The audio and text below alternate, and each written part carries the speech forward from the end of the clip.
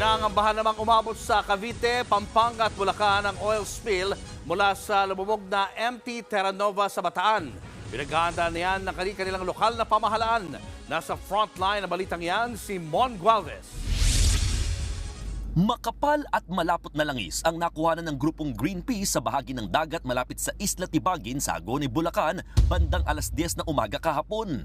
Patuloy daw itong kumakalat sa tubig. Sa taya ng environmental group, nasa 2 kilometro na lamang ang layo ng oil slick mula sa Pampang. Kinumpirma naman ng Philippine Coast Guard na hindi malabong galing nga sa lumubog na MT Terra Nova sa Limay, Bataan ang nakitang mga langis. Ang punta po or direction po nung oil sheen na na-observe po kanina sa aerial surveillance is papunta po sa south-southeast.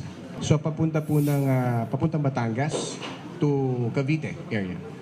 Gayunman, mas maliit na rin daw ang naobserbahan nilang lawak ng oil spill. Mula sa 14 na kilometro, nasa 6 na kilometro na lamang ito ngayon. Naisara na kasi nila ang 14 sa 24 na valves ng tanker. Isang malaking development po ito sa atin na particularly sa ating mga responders in the area.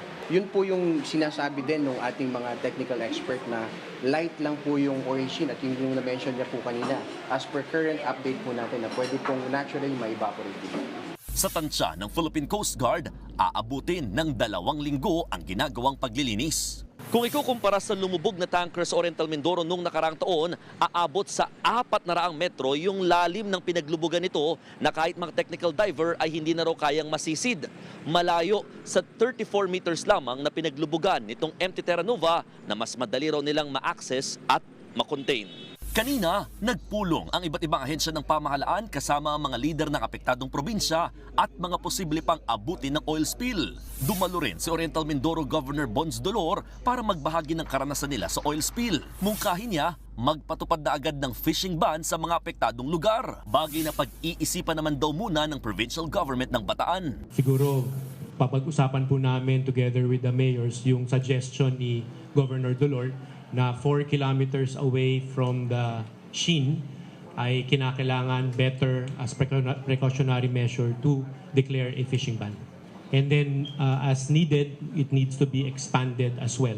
Nangangamba naman ng Pampanga, oras na abutin din sila ng oil spill at kailangan magpatupad ng fishing ban sa probinsya. Makaka-affect din po ito ng food supply po ng Pilipinas. So this is not something that we should take lightly. Kasi po, lahat po, almost 90% of the tilapia is coming po from our area. Sa ngayon, inihahanda na raw ng mga probinsya ang ilalatag nilang mga indigenous oil spill booms para maiwasang makarating sa Pampangan langis.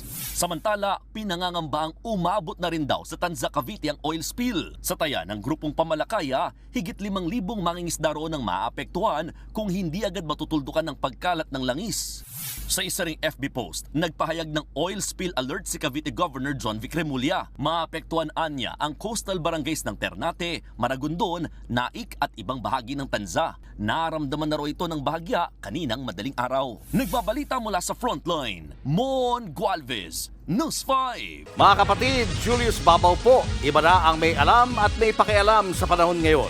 Para sa frontline ng mga balita, mag-follow at mag-subscribe sa social media pages ng News 5.